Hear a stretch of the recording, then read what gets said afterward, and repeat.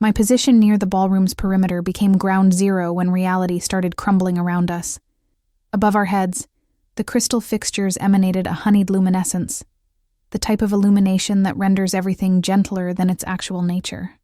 Beyond the glass, frozen precipitation accumulated against the panes in languid undulations, dampening the external universe. Within these walls, the musicians performed something melodic and antiquated, while attendees appeared draped in variations of emerald and pewter. This occasion was intended to represent a flawless holiday gathering. My father, Gordon, had recently ascended to the position of chief executive at a medium-scale production enterprise located in Upper Minnesota, Northridge Manufacturing Group. This banquet marked his momentous evening. For those paying attention, share with me your current activities. Are you navigating roadways, preparing meals, recuperating, crafting textiles, organizing garments? I perpetually appreciate discovering where individuals find themselves when narratives such as this one locate them. Regarding myself, during that particular evening, I occupied a chamber containing 200 individuals while attempting to regulate my respiration. My identity is Stella Whitmore. 34 winters had passed through my existence at that juncture. I had traversed 3 hours through gentle snowfall from the medical facility where my career unfolded, because I convinced myself that appearing for Gordon mattered significantly. I had even purchased attire I questioned my affinity for, a profound navy azure garment that simultaneously felt excessively ceremonial, yet insufficiently distinguished. However, it represented the solitary article in my wardrobe that bore no resemblance to surgical scrubs or denim. I desired the evening to progress smoothly. I craved tranquility. I should have possessed superior judgment.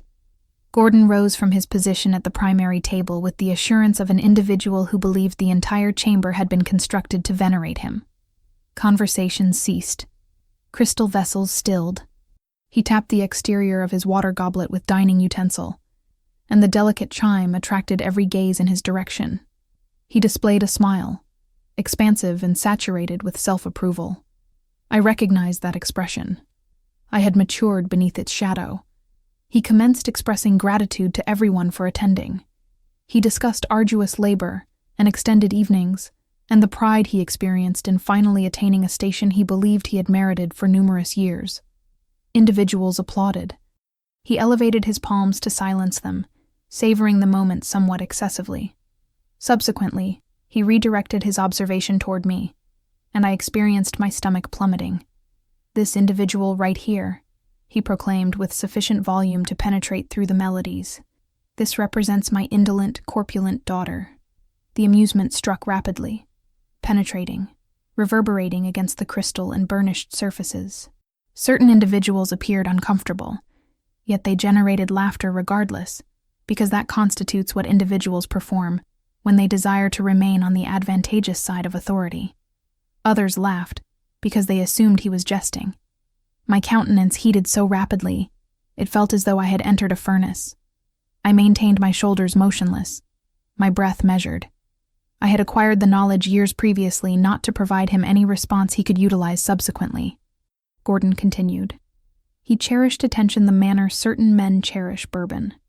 He discussed how I had perpetually been sluggish, how I consumed excessively during holiday seasons as a youth, how he utilized to tease me regarding requiring a separate seating apparatus at family outdoor gatherings.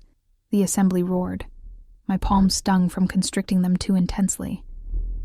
Across the chamber, I captured sight of a gentleman observing me.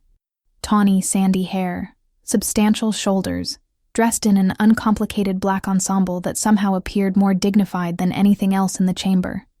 His countenance was unwavering, solemn, almost sheltering. He appeared recognizable, but I could not recollect who he was. Therefore, I averted my gaze before I comprehended why that unsettled me. Gordon lifted his wine vessel again, still displaying that grin, when his communication device started ringing. A sudden luminous chirp severing through the amusement. He frowned at the display. The apparatus was connected to his wrist device, and the gentle illumination from it brightened his features. He responded with that practiced convivial inflection of his. "Affirmative, sir. Joyous celebration to you as well." Subsequently, Something in his posture transformed. His smile wavered, his shoulders stiffened, and the chamber quieted as if it detected the alteration before any of us did. The voice on the opposite end must have inquired something, because Gordon surveyed the chamber, searching. His volume ascended without his realization. Stella Whitmore, present this evening. Is she here? Guests commenced turning their heads. The gentleman in the black ensemble turned as well. Gordon swallowed intensely. My daughter Stella. She is 34, chestnut blonde hair, somewhat overweight. Are you certain that Stella represents your distinguished guest? The words tumbled from his oral cavity, sufficiently loud for half the ballroom to perceive. They suspended in the atmosphere like vapor, substantial, adhering. The amusement that had saturated the chamber seconds earlier vanished. A frigid silence swept through the hall, so absolute I could perceive the gentle click of someone adjusting their bracelet nearby. Every head rotated toward me. 200 sets of eyes, some expanded, some confused, some guilty.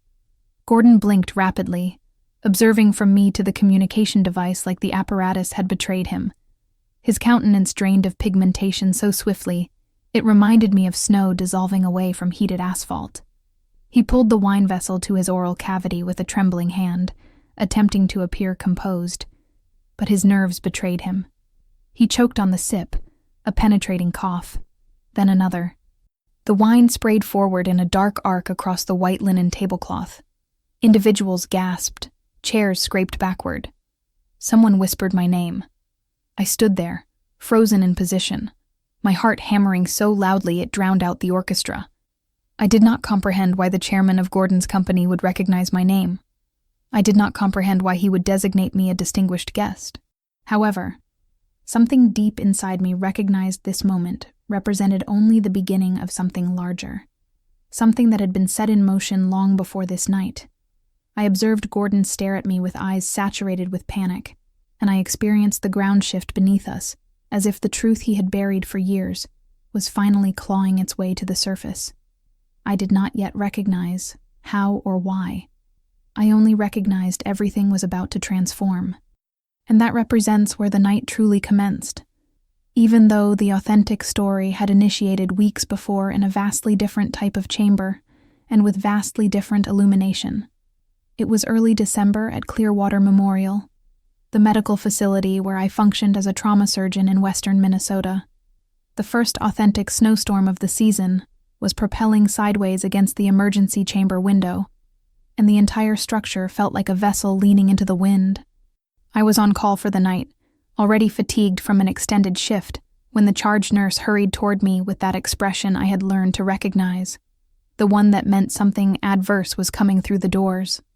Military transport en route from Fort Denison, she said, breathless, eyes sharp. Male, early 30s, blast injury, low blood pressure. They called ahead. He was circling the drain. My brain switched into that strange calm it always locates when everything else goes wild. All right, I heard myself say. Let us get a chamber ready. Let us get blood. Let us get the team. We moved as one practiced unit. The nurses examined ventilators and laid out sterile packages. The anesthesiologist was summoned from the break room. The technicians rolled monitors and crash carts into Trauma Bay 1. I washed my hands at the scrub sink, experiencing the hot water and the sting of the antiseptic soap on my skin. And for a moment, I let my forehead rest against the cool metal of the dispenser. There exists a quiet thought I never say aloud, the one that whispers every time we prepare like this. Please let me be sufficient for this one. The doors from the ambulance bay burst open with a rush of cold air and the sound of squeaky wheels. 2 medics in dark uniforms pushed in a gurney, plastic rattling, bags of fluid swinging. On it lay a gentleman, pale as paper under the harsh fluorescent lights, chest rising fast and shallow. His hair was a light brown, almost blonde where the light caught it. Cut close on the sides, the manner soldiers wear it. His shirt had been cut away and his abdomen was wrapped in blood-soaked bandages. Pressure is 80/40. One medic rattled off. Heart rate 140. Shrapnel to the right side. Uncontrolled bleeding. He has had 4 units in transport. We are losing the line. We slid him onto our bed, monitors snapping to his skin, the chamber filling with the steady beeping that always sounds too loud when someone is that close to gone. I pressed my fingers against his neck and felt a rapid, thready pulse. "Stay with me," I said, leaning over him. "My name is Dr. Whitmore. We are going to take care of you." His eyelids flickered. For a second, hazel eyes met mine, glazed with pain, but still alive. He tried to say something, but it came out as a rough exhale.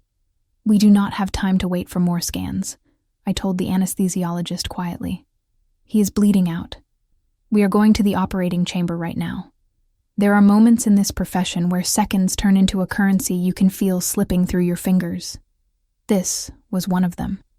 We pushed the bed down the corridor, the wheels thumping over seams in the floor, fluorescent lights strobing above us. Someone shouted for the elevator. Another voice called up to the operating chamber to say we were coming. In the operating chamber, everything sharpened. Masks, caps, gloved hands.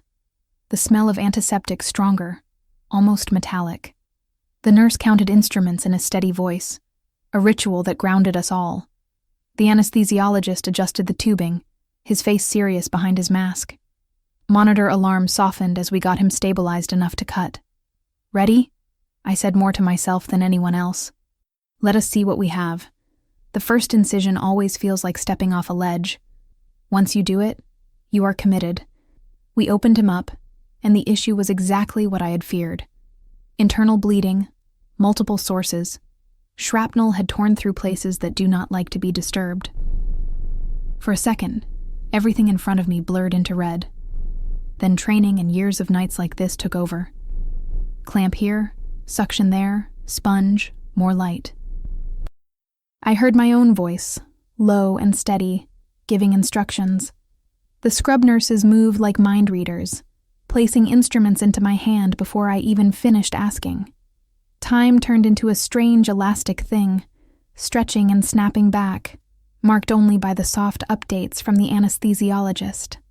Pressure rising a bit. He is holding. Heart rate slowing. He is still with us. We controlled one bleed, then another, and another. I worked in narrow, careful movements. Every structure in that part of the body lives too close to something vital. One wrong cut, and he would not leave this table. There was a moment when I thought we were losing him. The line on the monitor dipped. The beeping sped up, and his skin took on that gray hue that makes your own heart stutter. I felt sweat trickle down my spine under the gown. "Stay with me," I whispered, not even sure if I said it out loud or only in my head. It felt like hours, but it was closer to 3. At last, the bleeding slowed. The field cleared. We repaired what we could repair, cleaned out what we could not save, and closed in careful layers. When we finally stepped back, his numbers were not perfect, but they were steady. "We will get him to the intensive care unit," I said. "Let him rest. We will see if he wants to stick around." It sounds flippant when I say it like that, but in my heart, I meant every word. Sometimes the body does the work. Sometimes the spirit does. Later in the hallway outside the operating chamber, I studied his chart. His name was Marcus Brennan, early 30s Army captain. Transferred from Fort Denison after a training incident. Listed as next of kin was someone with the same last name. No other details. There was a small note flagged with a red mark that said, "Command will follow up in person." Therefore, he was important to someone. They all are, of course. However, there was something about the manner that note was written that made me pause. The next day, after rounds, I stopped by the intensive care unit to check on him. The chamber was dim, monitors humming softly, tubes and wires trailing from his arms and chest. His eyes were closed, his face less pale than the night before. I stood there for a moment, listening to the rhythmic whoosh of the ventilator, the steady blip of the heart monitor. You did your part, I thought. The rest is up to him now. A nurse stepped in, glanced at me, then at the chart. You pulled him back from the edge, she said quietly. Command already called twice. They want to know when they can speak to the surgeon. Tell them he is stable for now, I answered, and tell them I prefer staying out of photographs. She grinned. You and your anonymous hero thing, Dr. Whitmore. I shrugged. However, inside, I felt an odd mix of pride and discomfort. I did not become a surgeon for plaques or newspaper stories. I became one because I understood what it felt like to be helpless, and I never wanted to feel that way again. 2 days later, Marcus came off the ventilator. I was on afternoon rounds when I saw his eyes open fully for the first time, clear and focused. There were dark circles under them, but there was life there, strong and stubborn. "How are you feeling?" I asked, stepping closer to his bed. "Like I got hit by a truck, and then the truck backed up," he rasped. His voice was rough, but there was a small hint of humor in it. "That means we did our job," I said. "You are going to be all right, Captain Brennan. However, it is going to be a long road." He studied me for a moment, as if trying to connect my masked face from the operating chamber with the person standing in front of him now. His gaze settled on my eyes, and I could feel the weight of it. "You are the surgeon," he said slowly. "Affirmative, I am." He swallowed, throat working against the dryness. "Thank you." Those 2 words came out soft, but they hit me harder than most applause I had ever heard. I nodded, feeling a tightness in my own chest. "Rest. Focus on breathing and healing. That is your job now." He gave a small, tired smile. "I will remember your face," he murmured, lids already drooping again. "I am not done saying thank you." I left the chamber before he could see how much that shook me. Later that week, a representative from the base called asking if we could arrange a small photo for their internal newsletter. Something about honoring the medical team. I told them no. They could have a group shot of the unit if they wanted, but not my name alone. The public part never sat right with me. In the quiet of the locker chamber that night, as I changed back into my jeans and sweater, I thought about Marcus's eyes. When he said he would remember my face, I brushed it off as just another expression of gratitude.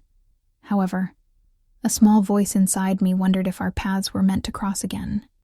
I had no idea then how tightly his story would twist into mine, or how that one night in the operating chamber would follow me all the way to a glittering ballroom on Christmas, and the moment Gordon's world cracked open in front of everyone.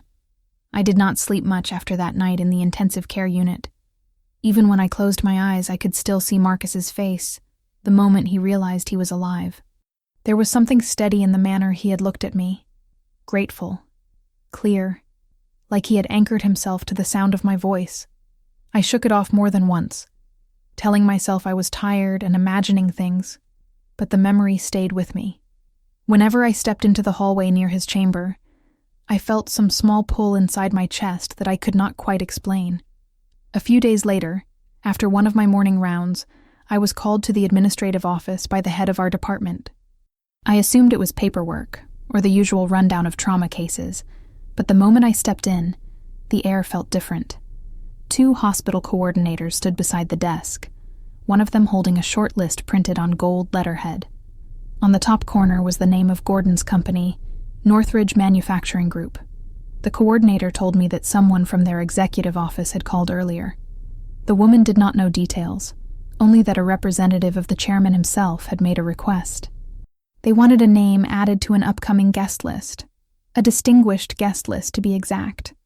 The coordinator held the sheet out to me, and my eyes landed on something that made me blink. My name, Stella Whitmore, 34, marked as a special guest. I asked why in the world they would want me on a holiday event list at a company I had no role in. The coordinator said the caller had been very firm but polite. The instructions were simple. Add her name. Do not question it. Make sure she receives the private invitation. When someone had asked for my title so they could write it correctly, the chairman's office simply said to use whatever title I normally list in any professional setting. That part made me laugh under my breath. I had never liked drawing attention to myself. Therefore, on most non-medical paperwork, I wrote something vague, like consultant or medical staff, terms people barely register. No one at Gordon's company would have connected the dots. That was exactly how I preferred it. I walked out of the office with the list still echoing in my head. It did not occur to me that the chairman of Gordon's company might know exactly who I was. It did not occur to me that he had been searching for me quietly ever since his son arrived at our medical facility. I had assumed Marcus's chart would be reviewed by his base and his family, but I never imagined that the gentleman running one of the largest employers in the regional area would take notice of me. It was a Thursday afternoon when the truth began to settle in. I had just finished checking post-operative notes when the medical facility operator informed me that a call had come from the main office of Northridge Manufacturing Group. The caller only asked one question. Was Dr. Whitmore available for a message? The operator had told them I was with a patient. They left no other details. Something in my chest tightened. I tried to brush it off. It had been a long week. Perhaps I was reading too much into things. The next day, while I was reviewing imaging scans in the radiology wing, another call arrived. This time it was shorter. The chairman's assistant wanted to confirm that I had received the distinguished guest notice for the Christmas event. The assistant stated that the chairman expressed his personal appreciation. That was all. No other information. No explanation for why a gentleman like him would take the time to acknowledge someone he had never met. I stood in the hallway for a long moment after that call, the phone still warm against my ear. A strange mix of confusion and unease washed over me. I had worked at Clearwater Memorial for years. I had seen families express thanks in all kinds of manners. Cards, flowers, a handshake in the lobby. However, a private distinguished guest invitation to a corporate celebration was something entirely different. It was not until a week later that everything clicked. I had just finished my shift and was gathering my things when a message arrived from a restricted military electronic mail. It was short and formal, the kind that uses careful language without giving away too much. It informed me that Captain Marcus Brennan had been transferred to a rehabilitation unit closer to his base. At the end of the message was a single line that made me sit down on the bench outside the locker chamber. The chairman has been informed that the doctor who saved his son's life will be in attendance at the company Christmas celebration. I read that sentence 3 times.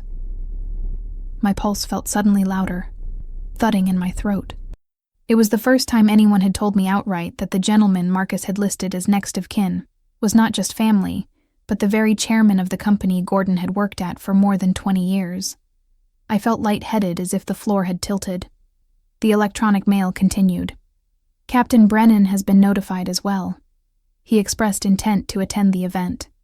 The words intent to attend made something bloom and twist inside my chest at the same time. Marcus had been grateful in the medical facility. Affirmative. But this was something more. A purpose. A deliberate decision. He wanted to see me again. Not in a medical facility gown or under operating lights. As a person. As the woman who had stood above him in that dark moment between life and death. I sat there, elbows propped on my knees, my hands covering my mouth. The hum of the medical facility around me faded into a distant blur. In the quiet of that locker chamber, with the tile floor cold under my feet and the faint smell of antiseptic still clinging to my garments, I finally understood why my name had been placed on a list I had never asked to join. The chairman wanted to thank me in person, perhaps privately, perhaps publicly. I did not know. And he wanted Marcus to have the chance to meet me again in a universe outside trauma and fear. A gentle knock on the open doorway pulled me back to the present. A nurse poked her head in and asked if I needed help with anything. I shook my head, but my voice did not come right away. My mind was still turning, piecing every little detail together, realizing how far the ripples of that night in the operating chamber had spread.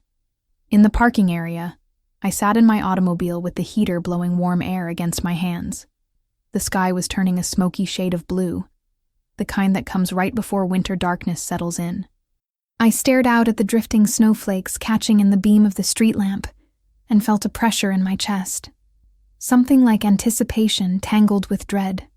I had not told Gordon anything about the surgery, or about Marcus, or about the chairman's attempts to reach me. I had no intention of telling him after years of being dismissed, mocked, and dismissed again. Sharing my accomplishments with him felt less like speaking and more like throwing words into a well. However, now my name was printed on a list that Gordon would see. A distinguished guest list. For a gentleman who barely acknowledged me on his good days, this was going to raise questions I was not prepared to answer. I let the engine idle, my fingers wrapped loosely around the steering wheel. I told myself that it would be fine, that he would not even notice, that I could move through the Christmas event quietly, slip in and out, perhaps catch a moment to greet the chairman, perhaps shake Marcus's hand, perhaps thank them for the invitation and nothing more. At that point, I still believed the night would pass without anyone paying much attention to me. I did not yet understand how wrong I was. I sat in the automobile telling myself it would be fine, that Gordon would barely notice my name tucked somewhere on a list. He probably would not even bother reading. However, the longer I stared through the windshield, watching snow drift across the parking area lights, the more an old familiar heaviness crept in. It sat behind my ribs, the manner childhood memories sometimes do, uninvited and sharp around the edges. The truth was, nights like the one coming did not make me nervous because of the crowd or the formality or even the chairman himself. They scared me because every time I stood anywhere near Gordon, years of old cuts found their manner back to the surface. It had always been that manner, and no amount of adulthood or degrees or titles had ever really muted it. I remember being 8, perhaps 9, standing outside Maplewood Church in my best dress. Mother had fixed my hair in a manner she thought looked festive. A little barrette shaped like a star clipped behind my ear. I had been proud of it until Gordon pinched my arm right there on the church steps. I can still feel the press of his fingers even now. He leaned down and muttered that I should not reach for a second pastry at the fellowship table because people would talk. The gentleman nearby laughed like it was clever, and the women turned their faces away like it was weather. I told myself they did not hear, but of course they had. Everyone had. Mother stepped between us then, straightening my collar as if smoothing fabric could hide what had happened. She told me to run along and save her seat inside. I did what she said, even though my throat felt too tight to swallow. When I slid into the pew, the stained glass washed everything in blue, and I remember thinking that perhaps the divine could not see me clearly in that light. Perhaps that was a good thing. A few years later, Gordon did something similar at the family picnic behind my uncle's farmhouse. I had just reached the cooler to grab a lemonade when he lifted my wrist in front of everyone and said I should avoid anything with sugar in it if I wanted to fit into my garments by Thanksgiving. The boys snickered. One of my older cousins elbowed another like it was sport. I kept my face still, but my chest burned all the manner through the 3-legged race that followed. That night, I cried in the bathtub with the faucet running, hoping the noise would hide the sound from Mother. She found me anyway. She sat on the tile floor, her back against the vanity, and talked to me about kindness and smallness, and how some people confuse one for the other. She said I was good and strong and brighter than I knew. However, she also said with that tired look in her eyes that Gordon had grown up in a house where teasing was the only language he learned. She said I had to choose what I believed about myself. I nodded like I understood, even though I was too young to know what choosing meant. When I was 13, Gordon started comparing me to my brother more openly. My brother, who was 2 years older and slim and loud and athletic, could do no wrong. Gordon bragged about his baseball trophies, his grades, his charm. At dinner, he would point at the mashed potatoes on my plate and tell me to go easy unless I wanted to look like the Thanksgiving turkey by the time fall rolled around. Mother would reach for the serving spoon and distract him by asking about work, but the embarrassment had already sunk into my skin. I became careful about how I held my fork, how I stood up from the table, how I sat down. I learned to breathe softly, move softly, be soft. The worst one happened the summer I turned 15 during a church league softball game. I had hit a double, which was rare enough that even I was surprised. As I reached second base, I heard Gordon yell from the bleachers something about how the only reason I got that far was because the outfielders were afraid to get in my manner. A few people laughed. I remember staring at the dust on my cleats and wishing I could disappear into it. That night, I told Mother I did not want to play anymore. She said she understood. She held me while I cried into her sweatshirt, the one that smelled like lavender and ground coffee. She said that one day I would grow into a life where I did not have to shrink to make other people comfortable. However, Gordon never changed. If anything, he got worse when I reached adulthood. Every accomplishment I earned seemed to irritate him instead of impressing him. When I graduated college, he asked if the gown made me look any slimmer. When I got accepted into medical school, he said something about how I would be too soft-hearted to handle real emergencies.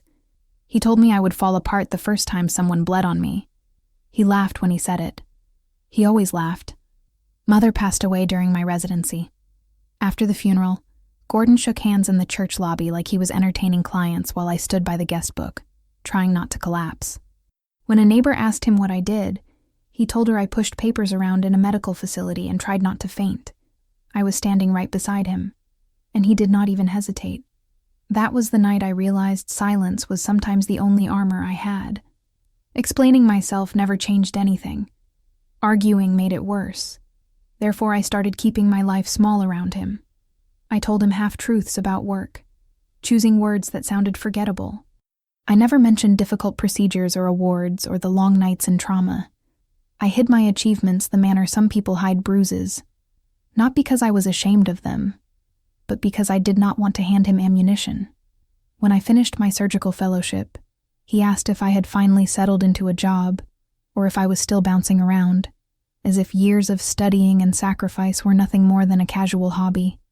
I said I worked with a medical team downtown. That was all. He did not ask for more. Even after all this time, a part of me still hoped he might notice something good in me, something worth acknowledging. However, that hope became quieter as the years passed, like an old radio turning staticky. I learned to put distance between us, not physically, but emotionally, a kind of invisible boundary that kept me steady.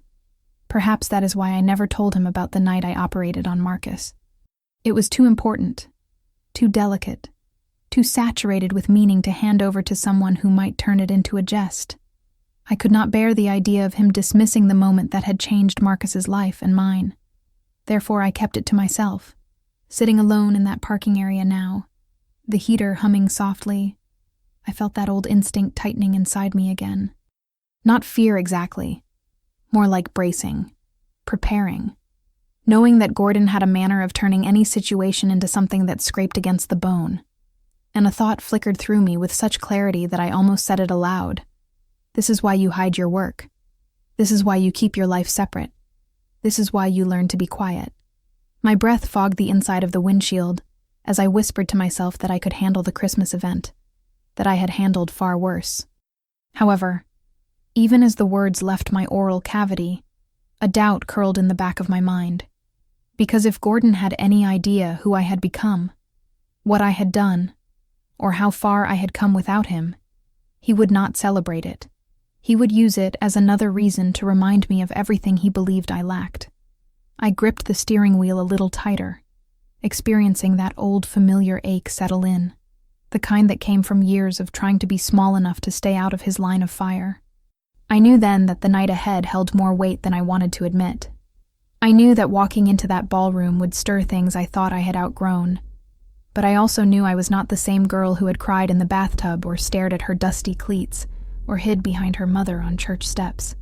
Still, the past has a manner of waiting for you, even when you think you outran it. I sat there a moment longer, letting the heater warm my hands before finally turning the key and pulling away. I was wrong. That is what kept circling through my mind as I stood in that ballroom, the smell of spilled wine and roasted beef and floral centerpieces all mixing into something that made my stomach turn. For a heartbeat after Gordon choked on his drink, there was absolute silence. Then the sound started to creep back in. A chair scraping, a spoon clinking against glass, a nervous little laugh from somewhere near the bar that died as soon as it began. The orchestra had stopped playing without my noticing, and the sudden absence of melody made every whisper sound louder. 200 individuals were observing me, some with open curiosity, some with a kind of thinly veiled pity, others with that peculiar mix of smugness and surprise that you only see when someone they have underestimated turns out to be important to someone more powerful. My countenance felt hot, but my hands had gone cold. I had the strange sensation that my body was standing in one position while the rest of the chamber floated a few inches away. At our table, Aunt Beatrice gave a tiny, scandalized gasp and pressed a napkin to her chest like she was in a stage play. She leaned toward my brother and hissed something about how embarrassing this was, as if I had done anything except exist in the wrong chair at the wrong time. My brother kept his eyes on his plate. He always did know how to disappear without leaving the chamber. Gordon was still dabbing frantically at the dark splash of wine on the white linen tablecloth, as if erasing the stain could erase the words that had just left his oral cavity. His countenance was a strange mixture of red and pale, like all the blood in his body had suddenly forgotten where it was supposed to go. He would not observe me. He kept his eyes on his hands, on the communication device, on anything else. The individuals from his company, the ones who had been laughing the loudest a minute earlier, were suddenly very interested in their silverware. A few glanced from Gordon to me, then toward the far end of the chamber, where the event coordinator stood with her clipboard pressed tightly against her chest. She looked like she wanted to crawl under one of the tables and stay there until New Year. I felt the urge to move, to do something, even if it was just to step away from the blast radius of Gordon's humiliation. My knees did not trust me, though. Therefore, I stayed where I was. Fingers curled around the back of my chair.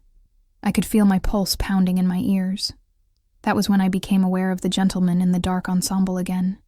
He had been standing near one of the tall cocktail tables earlier, a little apart from the crowd, observing everything with the attentive stillness of someone used to reading danger in small shifts of body language. Now he was closer, perhaps only 4 or 5 steps away, his eyes fixed on me rather than on the spectacle of Gordon choking on his own arrogance. His gaze was not sharp or invasive. It was measuring, affirmative. But there was concern there too, and something like recognition. It took me a second to place him, to match the cleaned-up version in front of me with the memory of a bloodied countenance under harsh operating chamber lights. Marcus. I felt my breath catch. Of all the strange turns this night was taking, seeing him here in this place after everything felt like the universe was stacking coincidences on top of each other, just to see how much I could hold. He took a step in my direction, then another. Before he could take a third, Aunt Beatrice rose slightly from her seat and reached out a hand to stop him, fingers catching his sleeve. "That is family business," she murmured, voice low but carrying. "Best not to get involved." Her tone was polite on the surface, but I heard the warning underneath. Outsiders should not step into the middle of a Whitmore mess. We were adept at making those on our own. Marcus looked down at her hand, then back up at her countenance. His expression did not change much, but something in the manner he squared his shoulders shifted. He spoke quietly enough that only those of us nearby could hear, but there was steel in his words.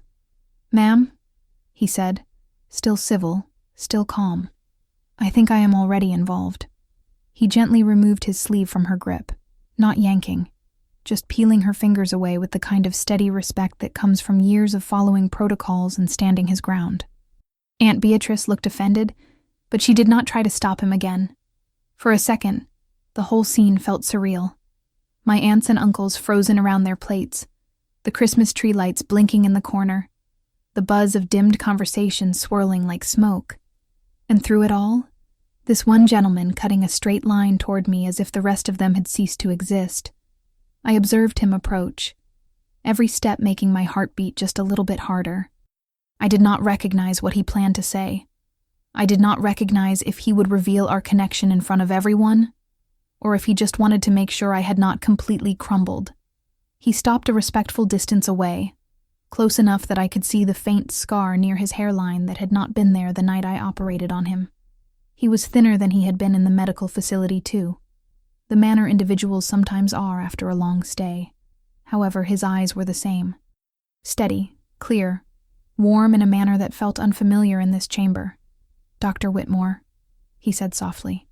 Hearing that name in that place in front of individuals who had spent my entire life pretending I was nothing special hit me like a physical shove. I felt the breath leave my lungs. I swallowed and forced myself to meet his eyes. "Marcus," I managed. He nodded once, not making a production of it, not observing around to see who was watching. His focus stayed on me as if we were the only 2 individuals in that glittering, suffocating space. "Are you okay?" he asked. Such a small question, 4 simple words. However, no one else had asked me that all night. Not my brother, who had turned his countenance down.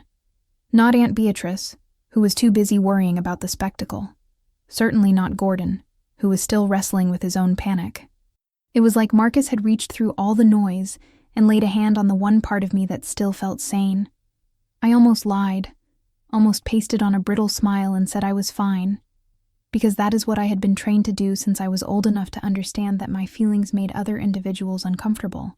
However, standing there under the chandelier light with Gordon frantically trying to scrub his mistake out of a tablecloth and my relatives observing anywhere but at me, something inside me refused to follow the old script. "I am not sure," I said quietly. My voice sounded strange to my own ears, thinner than usual. "However, I am standing." A tiny smile flickered across his countenance. Not amused exactly, more like relieved. "That counts for something," he said. Behind him I could feel the weight of the chamber still pressing in. Individuals were pretending to go back to their conversations, but their attention kept sliding toward us every few seconds, curious, assessing, gossip already forming in their eyes. I recognized how this worked. By morning, there would be a dozen versions of this story floating around town, most of them missing the truth entirely. Marcus seemed to sense it too. He shifted slightly, angled his body so that he stood between me and the worst of the stairs. It was a small movement, almost imperceptible, but it formed a kind of shield. For the first time that night, I did not feel completely exposed. I heard my brother clear his throat behind me like he wanted to say something, then think better of it. Aunt Beatrice muttered under her breath about manners and drama. I ignored them both. "You did not have to come over," I said to Marcus, forcing my hands to relax their grip on the chair. "Perhaps not," he answered. However, I remembered how it felt to have someone stand over me when I was helpless. I figured the least I could do was return the favor. My throat tightened. I thought about the operating chamber, the rushing beeps, the smell of blood and antiseptic, the manner his life had hung on the edge of a decision that had fallen to my hands. Back then, he had trusted me without recognizing anything about me besides my name and my voice. Now here he was, repaying that trust in a completely different battlefield. "Thank you," I said. The words came out barely louder than a whisper, but he heard them. He nodded again like we had just confirmed something important. Then he glanced over his shoulder in the direction of the head table where Gordon sat stiff and stiff-jawed, communication device still in his hand. The expression on Marcus's countenance changed, not into anger exactly, but into something colder, sharper. The gaze of a gentleman who had seen enough of the universe to recognize cowardice when it presented itself in an ensemble and tie. "There is more to this," he said quietly, returning his attention to me. "The manner the chairman said your name on that call, the manner your father reacted. You do not have to tell me anything, but just recognize that I am not blind." I let out a slow breath. I did not realize I had been holding. For the first time in a very long time, I felt like someone was observing Gordon and seeing what I saw instead of the charming version he performed for everyone else. The chaos of the chamber kept pulsing around us. A living thing. Somewhere near the bar, glasses clinked. The event coordinator had started speaking with one of the junior managers, both of them glancing nervously toward the head table as if waiting for instruction. The band members still held their instruments, uncertain whether they should start playing again or wait for some kind of signal. All I could really focus on, though, was the simple fact that in this entire crowded ballroom, saturated with individuals who shared my last name and individuals who relied on Gordon for their paycheck, the only person who had walked toward me instead of away was a gentleman who owed me nothing more than a thank you, and he had already given me that. For a moment, the noise around us dimmed. The clatter of plates softened. The cold, watchful eyes of my relatives faded into the background. There was just the soft hum of the lights, the faint scent of pine from the massive Christmas tree, and the steady presence of this soldier standing in front of me, as if he had decided that whatever happened next, I was not going to stand alone.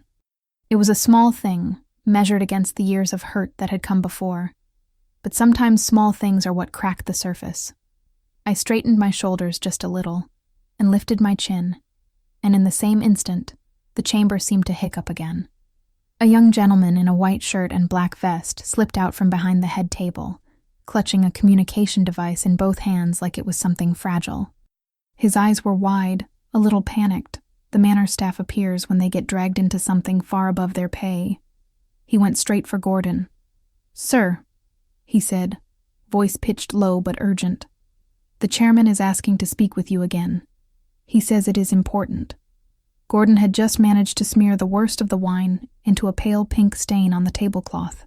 He observed up, irritation flickering across his countenance, before he seemed to remember who might be on the other end of that line. His jaw tightened. He snatched the communication device out of the young gentleman's hands and waved him away. I could see his fingers trembling around the apparatus, even from where I stood. He pressed it to his ear, forcing his features back into something like a smile, though it appeared more like a grimace. "Affirmative, sir," he said a little too loudly. "Affirmative, it is Gordon Whitmore." Joyous celebration again. There was a brief pause. A hush settled over the immediate circle around us. No one was supposed to hear what the chairman said, but curiosity has good ears. Individuals leaned in without moving their feet. I could not make out the other voice, just the faint hum of it. Whatever was being said made Gordon sit up even straighter. The pigmentation that had started to return to his cheeks vanished again. "Negative. Negative, sir," he blurted. That must be some sort of misunderstanding. His volume had crept up another notch. A few nearby guests exchanged observations. Marcus shifted subtly closer to me, his presence a solid weight at my side. I could practically feel the tension rolling off him. Gordon listened for another second, then laughed. "Too high. Too thin. Dr. Stella Whitmore," he repeated. And hearing my full name in that tone made my stomach clench. "That is just my daughter, sir. She is here, of course, but she is not well. She is not anyone important." The words landed like little stones inside my chest. I had heard variations of that sentence my whole life. It still amazed me that he could say it without a flicker of hesitation. The communication device crackled faintly. The chairman must have said something sharp because Gordon flinched. His voice jumped again.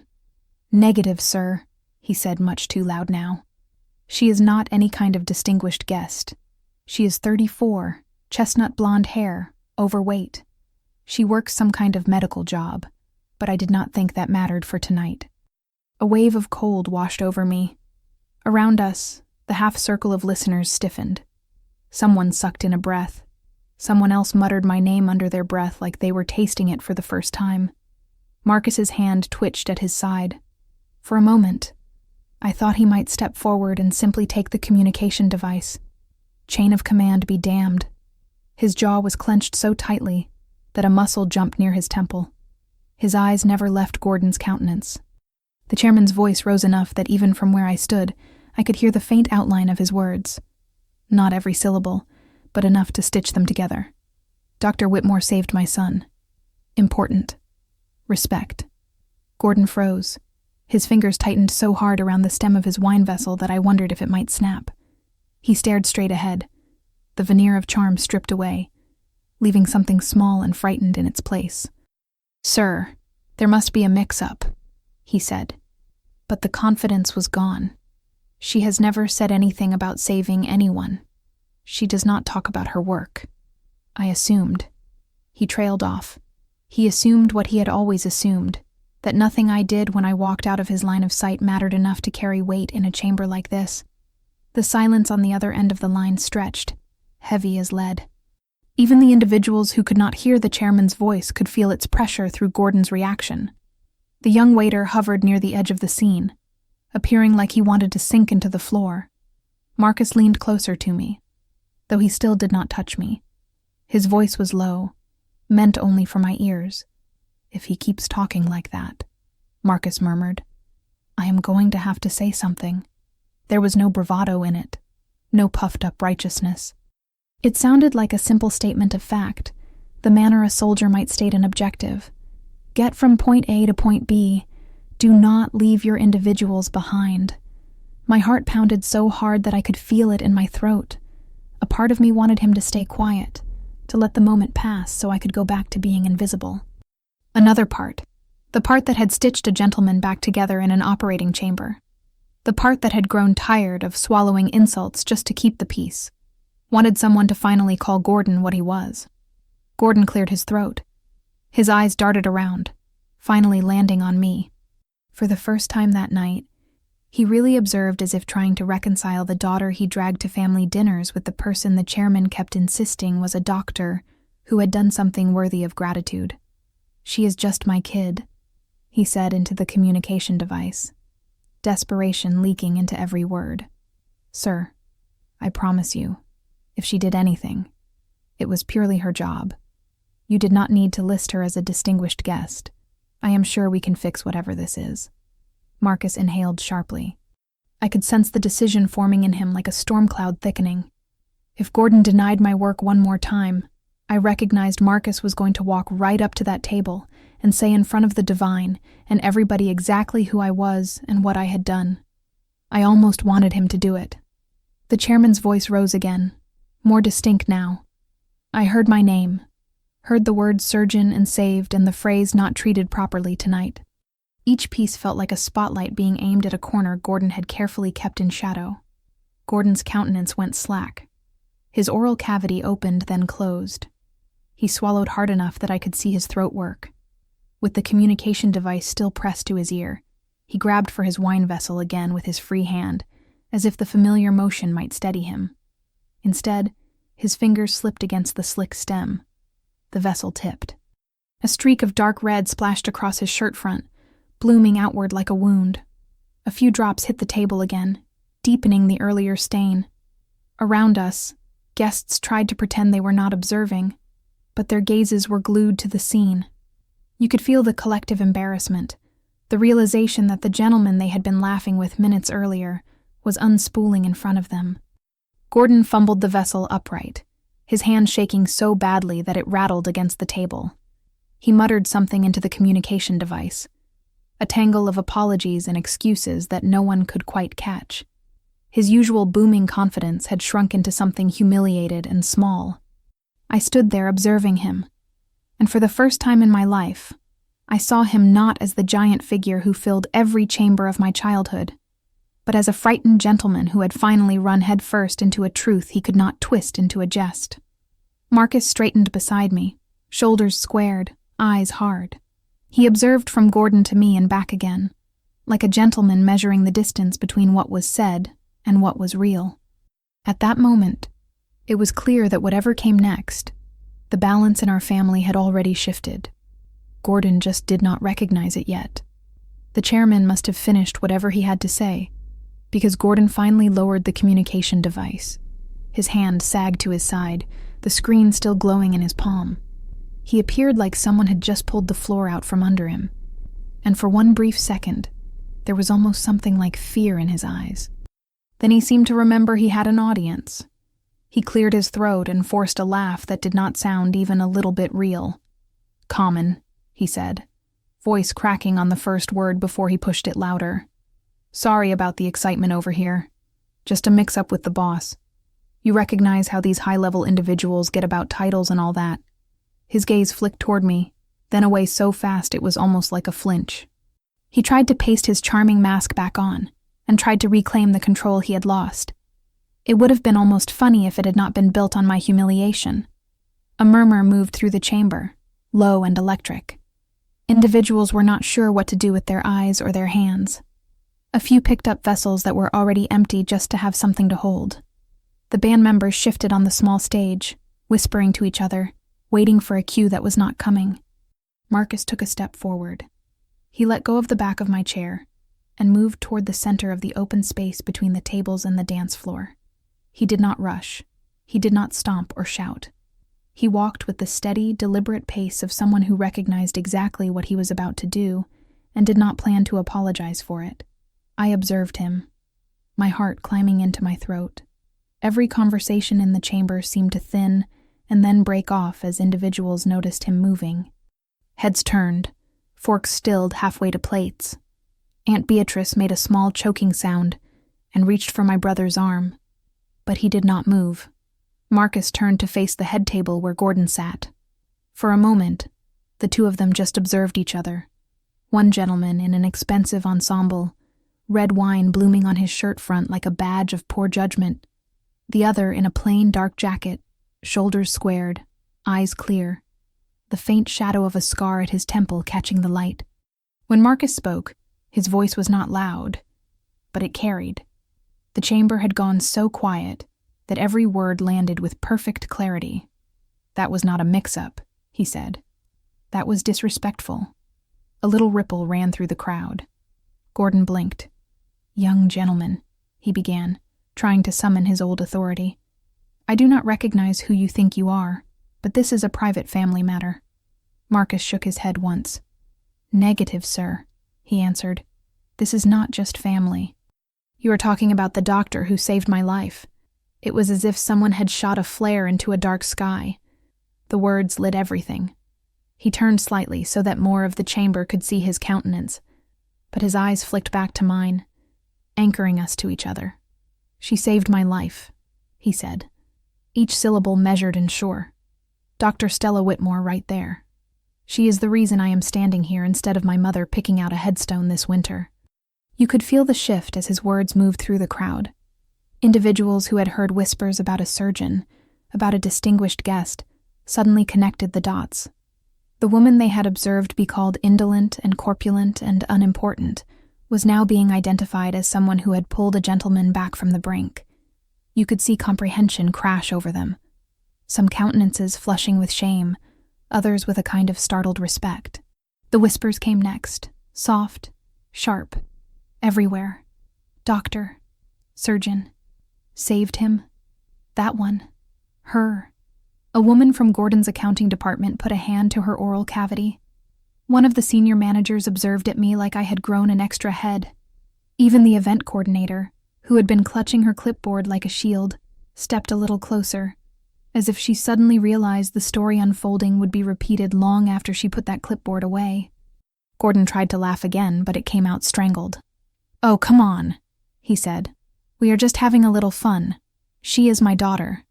We always jest like this. She recognizes that, right, Stella?" Every eye swung to me.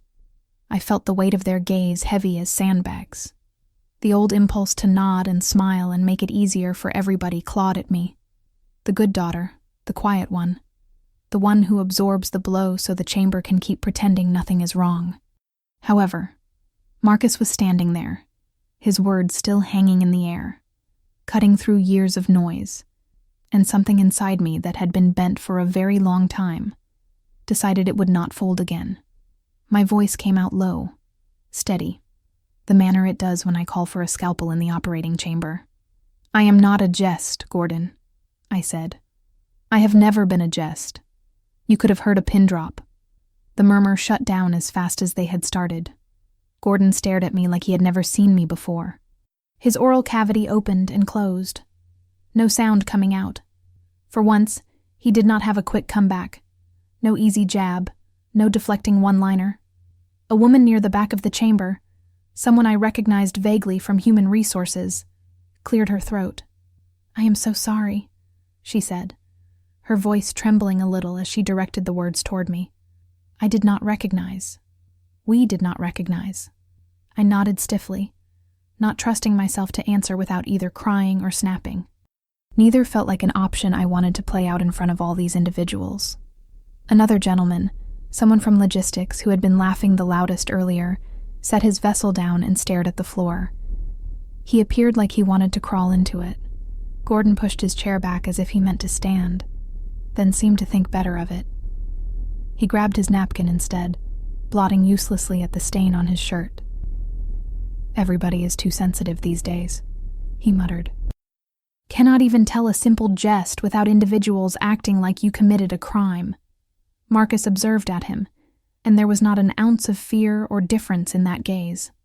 "A jest is only funny if everyone is laughing," he said quietly. I did not hear her laugh.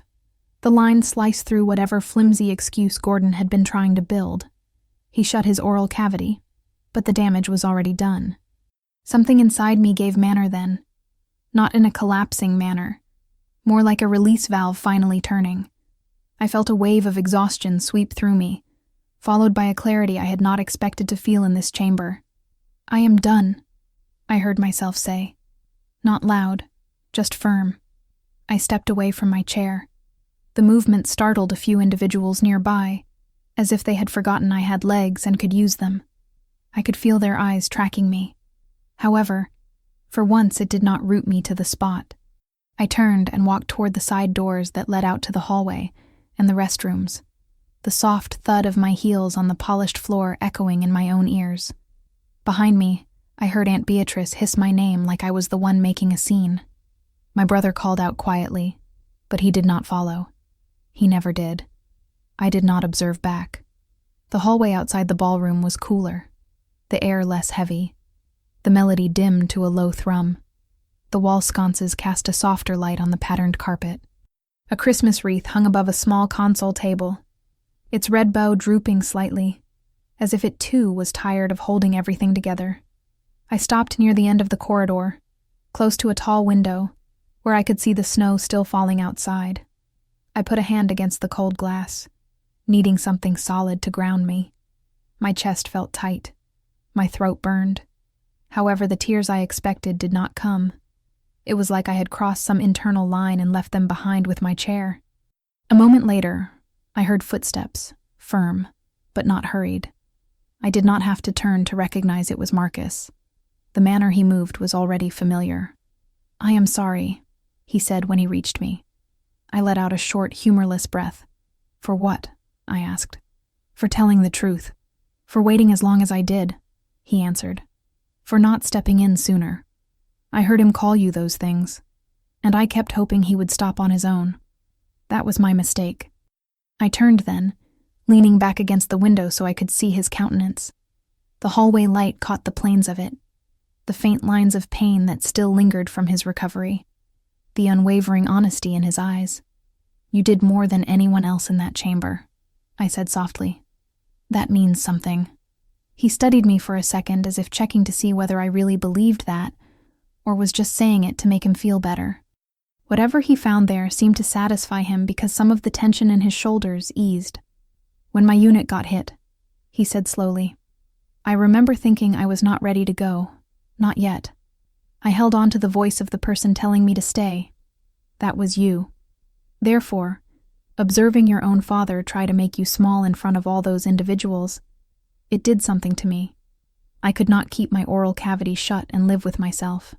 The sincerity in his words sliced through a layer of numbness I had not even realized was building up. I swallowed hard, experiencing the sting behind my eyes finally threatened to spill over. He reached into his jacket pocket and pulled out a folded piece of paper. It was worn at the edges, like it had been opened and closed too many times. "I wrote this back when I was still in rehab," he said. "A letter I never got the chance to give you. I figured tonight might be my shot, but things went sideways before I could." He paused, then added, "If you want it, it is yours. If you do not, I will throw it away. Your call." I stared at the paper in his hand. Behind him, through the slightly open ballroom doors, I could hear the murmur of voices struggling to pretend that nothing monumental had just happened. I thought about Gordon sitting there trying to scrape his ego back together. I thought about Mother, about the little girl I had been, about every time I had swallowed my own hurt to make someone else comfortable. I reached out and took the letter. "Thank you," I said. He gave a small nod. For the second time that night, he positioned himself between me and the noise, not blocking my view, just taking some of the weight. In that quiet slice of hallway, with snow drifting past the windows and the muffled sounds of the party struggling to start up again, I realized that for the first time in my life, someone had seen Gordon exactly as he was, and chosen to stand with me instead of with him. I recognized, as surely as I recognized my own name, that nothing between Gordon and me could ever go back to what it had been. After a while, I slipped my hand into my clutch, tucked Marcus's folded letter safely inside, and told him I needed to go, not back into the ballroom, home, away from the smell of wine and the sound of individuals trying to pretend everything was normal. He offered to walk me to my automobile. I let him. We did not say much. The quiet between us felt solid, not awkward, like a blanket laid gently over something raw. At the entrance, he stopped, thanked me again in that simple manner of his, and said he would be around if I needed anything. I nodded, not trusting myself to open the letter yet. The parking area was slick with half-melted snow, the cold air biting my cheeks as I walked to my old sedan. The drive home was a blur of headlights and dark country roads. I kept replaying the night in my mind. Gordon's words, his countenance when the chairman corrected him, Marcus standing in the center of that chamber, my own voice saying I am not a jest. It all felt a little unreal, like a motion picture I had accidentally wandered into. By the time I pulled into my driveway, the house appeared smaller than I remembered. A simple one-story with a sagging porch rail and a light still glowing in the front window. I stepped inside and was greeted by the faint smell of pine from the modest tree I had put up in the corner of the living chamber. I kicked off my shoes, hung up my coat, and stood for a long moment in the silence, listening to the hum of the refrigerator and the ticking of the old clock on the wall. My communication device buzzed on the coffee table.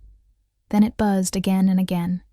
I picked it up and saw a string of messages from numbers I recognized from years of holiday potlucks and company picnics.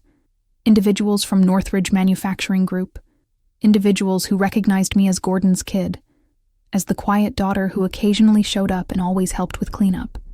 One message said the chairman was very disappointed in how things had gone that night. Another hinted that the story was already spreading through the corporate office. Someone else wrote that individuals were saying the promotion might be reconsidered, at least temporarily, until questions about Gordon's behavior were addressed. A picture was attached to one text, a blurry shot of the head table taken from across the chamber. You could see Gordon leaning over the communication device, wine on his shirt, his countenance caught in a moment between anger and panic. My own shoulder was visible at the edge of the frame, half turned away. I sat the communication device down carefully, as if it might explode. For years I had imagined Gordon facing some kind of consequence for the manner he treated me. However, in my mind, it had always been something private, an argument that finally went too far, a family member stepping in. I had not pictured it happening in a ballroom saturated with co-workers and neighbors. I had not pictured the chairman of his company being the one to hold up a mirror. The communication device buzzed again. This time it was my cousin from Gordon's side. Her message was not gentle. She said I had really made Gordon appear adverse. She said I should have laughed along, lightened the mood, not taken things so seriously. She asked what I had been thinking, letting some soldier speak up like that and make a scene. Another message came from my older brother. His words were shorter but sharper. He said that whatever issues I had with Gordon should have stayed between us, that now I had jeopardized his promotion, that I needed to fix it somehow. I read their words twice, a strange calm settling over me. The old version of me might have felt a rush of guilt even though I had not done anything wrong. I might have started drafting apologetic responses, trying to smooth things over, trying to carry the weight of everyone's discomfort on my back. This time, I felt something different. My thumbs hovered over the keyboard. I could feel my heart beating, but my mind was clear in a manner that felt new. I typed slowly that Gordon had done that to himself, that I had not asked him to use me as the punchline of his big promotion night, that I had not asked the chairman to recognize my name or to call the party or to correct him. I wrote that if individuals were disappointed, they should be disappointed in the gentleman who had mocked his own daughter in front of 200 individuals, not in the one who had dared to say she was not a jest. I hit send before I could overthink it. Almost immediately, 3 dots appeared on the screen from my brother's contact, then disappeared, then appeared again. Finally, he wrote that I was being dramatic, that Gordon had always teased us, that I needed to stop acting like a victim. I stared at the word victim until the letters blurred. For a moment, the old pain flared up, the kind that comes from being misunderstood by the very individuals who share your blood. I let myself feel it. Then, I sat the communication device down and walked into the kitchen. I poured a vessel of water, took a slow sip, and listened to the quiet. I thought of Mother, of how she used to stand between Gordon and me with a soft voice and tired eyes. I thought of what she would say if she could see that ballroom, hear those words, observe me walk away instead of sitting there and taking it. In my mind, I could almost hear her telling me that sometimes survival appears like leaving the table, even when everyone expects you to stay seated. When I returned to the living chamber, there were more messages waiting. One from a woman in human resources who had been kind to me when I was a teenager working a summer job in the mail chamber. She said she was proud of me, that she had never liked the manner Gordon talked about his family, that she was glad someone finally stood up. Another from a mid-level manager who had always been neutral. He admitted that the chairman had appeared furious when he realized how Gordon had behaved. He said individuals were already whispering that the board might want to slow down the celebration of the new chief executive until they understood what had really happened. I sat down on the couch and pulled my knees up under me, wrapped one of my old throw blankets around my shoulders. The lights on the little tree blinked lazily in the corner. Outside, a plow rumbled down the street, scraping ice. In the distance, I could hear a canine barking. For the first time all night, the tears finally came. Not huge, gasping sobs, just a steady leak that ran down my cheeks while I stared at nothing in particular. I cried for the little girl on the church steps, the teenager on the ball field, the young woman at Mother's funeral, for every time I had swallowed my words to keep the peace, for every dinner where I let myself be the punchline so that the evening could end without a fight. I also cried, though I did not want to admit it, for Gordon, for the gentleman who had been given chance after chance to be better, to be kind, to be proud instead of cruel, and who had chosen over and over to take the cheap shot instead. When the tears finally slowed, a tired kind of resolve settled in their place. I wiped my countenance with the edge of the blanket and picked up my communication device again. I scrolled through the messages until I reached one from a number I recognized as the main line for Northridge Manufacturing Group. The most recent text from that contact simply said that the chairman wanted to meet with Gordon in person after the holiday to discuss what they termed concerns about his conduct. Concerns about his conduct. An entire childhood wrapped up in 4 plain words. I set the communication device down and leaned my head back against the couch. I could feel something forming inside me. A line I was no longer willing to let anyone cross. Not my cousins, not my brother, not even the gentleman who had given me my last name. Running away from this would be easy. I could ignore the calls, avoid family gatherings, and pretend not to hear the gossip. I had been doing versions of that my whole life. However, for the first time, I understood that staying silent now would not just protect me. It would give Gordon permission to rewrite what had happened, to turn Marcus's stand and mine into yet another story he told his manor. I could not let that happen. I thought about the expression on Gordon's countenance when the wine hit his shirt, when he realized the chairman valued someone he had spent years tearing down. I thought about the manner he had reached for the old excuses, the old jests, and how thin they sounded. I thought about what might happen if I sat across from him without flinching and told him directly that I would not be his punchline anymore. The idea scared me, but it also made me feel strangely light. By the time the clock in the hallway chimed midnight, I had made up my mind. I would not wait for him to come stomping into my life with another half-baked apology tied to his own fear of consequences. I would go to him first, not as the child hoping for approval, but as the woman who had finally learned where her own worth came from. I turned off the tree lights, rinsed my vessel in the sink, and went to bed, recognizing that the next conversation with Gordon would not appear like any we had had before. Next morning, I opened my front door before the knock finished landing. Gordon stood on my porch, shoulders hunched, skin pale under the winter light. For a moment, he appeared like an older version of the gentleman from my childhood, the father who always appeared too big for small spaces. Except this time he appeared shrunken, pressed in from all sides. He asked if he could come in. I stepped aside. He walked into the living chamber slowly, stopping when he reached the edge of the rug like he did not recognize what to do with himself. He told me the chairman had called him that afternoon. His voice shook as he said the board now wanted a written explanation about the Christmas party incident. They wanted details about what he had said to a distinguished guest, and why. They wanted to recognize if this was a pattern. I observed him run a hand over his countenance. He said the chairman had not decided anything yet, but Gordon could feel the shift. He kept repeating that he had worked almost 30 years to reach that promotion, that everything could be taken away with one board meeting. Then he said he needed my help to fix it. I did not say anything. I waited. He took a breath, steadied himself, and told me he was sorry. Sorry for how he treated me that night. Sorry for how he embarrassed me. Sorry for letting his oral cavity get ahead of him. His eyes stayed on the floor as he spoke, as if the apology were something heavy he did not dare observe directly at. But the tone was wrong. It was thin, rushed, soaked in fear. I felt the truth land in my stomach. He was not apologizing because he finally understood what he had done to me. He was apologizing because his job was in danger. I asked him when he had ever apologized like this before. He did not answer. I asked him if he would be here now if the chairman had never made that communication device call. He turned away. He muttered that I was making this harder than it needed to be. He said that families should help each other, especially when the stakes were this high. He told me he had provided for me my whole life, and all he needed from me now was one simple favor. I told him the truth, that he was not asking for a favor. He was asking for cover.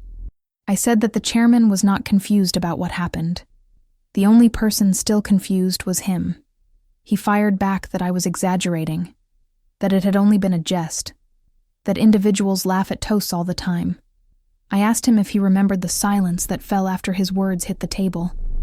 I asked him if he remembered the countenances turning, the manner even his coworkers stepped back from him like an electrical wire had snapped. He waved his hand, irritated, and said that individuals were too sensitive these days, that everyone overreacted. Then he said the thing that made something cold and final form inside me. He told me that I was blowing this out of proportion on purpose. He said I liked being the center of the story. I asked him if he had any idea how many years I had spent trying to stay out of his spotlight, how many times I had stayed quiet to keep the peace, how many times I had hidden my wins so he could keep calling me small. He said I was being dramatic. I said he had no idea what dramatic appeared like, but he had been performing a version of it for decades, every time he needed the chamber to bend around him. We stood on opposite sides of the living chamber, Gordon clutching the back of the couch like he needed something to hold him upright. I told him about the church steps when he jested about my weight in front of the pastor. I told him about the baseball fundraiser where he told strangers I ate too much. I told him about every moment from my childhood that I had tucked away because it hurt too much to keep in front. He did not deny those stories. He just said he had been trying to toughen me up, that I had always taken things too seriously, that I needed to understand the real universe. I told him that the real universe was what I walked into every day at the medical facility. The real universe was stitching a soldier back together while alarms blared and someone counted down blood loss. The real universe was not his jests. He said again that he needed me to tell the chairman that everything had been blown out of proportion, that I had not been offended, that it had been a misunderstanding. He told me I could save his promotion. I told him I was done being the thing he used to save himself. His shoulders dropped, his eyes darted around the chamber, searching for the right words. He finally managed something that sounded like an apology, but it came out wrong again. He said he loved me in his own manner. He said he did not mean to hurt me. He said he did not recognize what else to say. For a moment, something inside me softened. Then he said the next line, the one that stripped away the softness. He said that if the board demoted him, everyone in the family would blame me. Mother's voice echoed in my mind.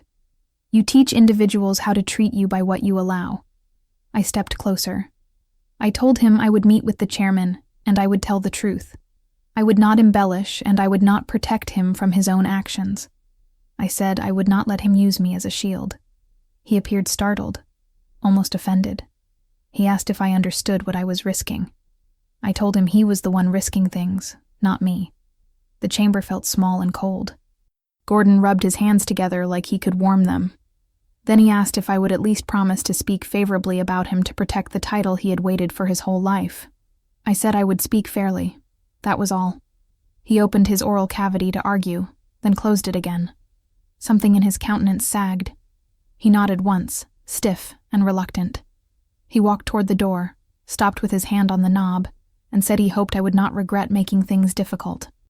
I told him the only thing I regretted was letting him make things easy for himself at my expense for so long. He left without saying goodbye. I closed the door and leaned against it, letting my breath return slowly. My hands trembled, not from fear, but from release. For the first time, I had not tried to protect him from the truth. For the first time, I had protected myself.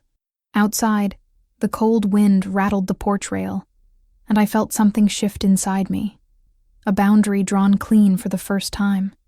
I recognized the next step would not be easy, but it would be mine. And when I finally walked into the chairman's office, I planned to do it standing tall. I arrived at the Northridge Manufacturing Group building early that morning, earlier than I needed to be. The sky was still gray, the parking area half empty, and the cold bit through my coat. As I stepped out of my automobile, I could see my breath floating in the air like pale smoke. My hands tightened around the strap of my bag as I walked toward the glass doors. I had slept only a few hours, but I felt steady in a manner I had not expected. Something inside me had clicked into place after my conversation with Gordon. I kept thinking about all the years I had waited for him to be the one to stand up straight. Now I was finally doing it for myself. The security guard greeted me politely. I gave him my name, and within a minute the chairman's assistant appeared, a woman with soft brown hair and calm eyes. She asked if I wanted coffee or water. I said negative. She led me down a quiet hallway, the carpet muffling our steps. When she opened the door to the conference chamber, I saw the chairman standing near the window. He turned at the sound of the door. His countenance softened when he saw me, not with pity, but with something warmer, something like respect. Then I noticed Marcus at the far end of the table. He stood when I walked in, hands behind his back in that instinctive military posture.